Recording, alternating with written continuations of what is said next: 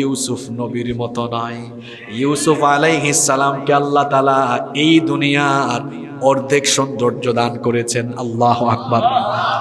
ও যুবক ভাইরা, নোয়াখালীর কোন যুবককে দেখে মেয়ে তার হাত কাটবে?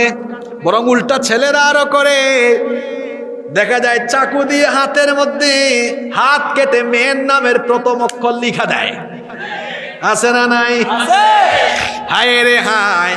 ও যুবক ভাইরা শোনেন, ইউসুফ নবীকে রব্বুল আলামিন এই দুনিয়ার অর্ধেক সৌন্দর্য দান করেছিলেন, যাকে দেখলে চোখ ফেরানো যেত না, যাকে দেখে মিশরের সেই যুগের সুন্দরী রূপসী নারীরা ফল কাটতে গিয়ে নিজেদের আঙ্গুল কেটে ফেলেছে, টেরও পায় নাই। আল্লাহু আকবার।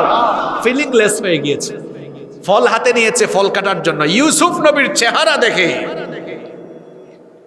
ফল না কেটে হাতের আঙ্গুল যে কাটতেছে, মানে অনুভূতি শূন্য হয়ে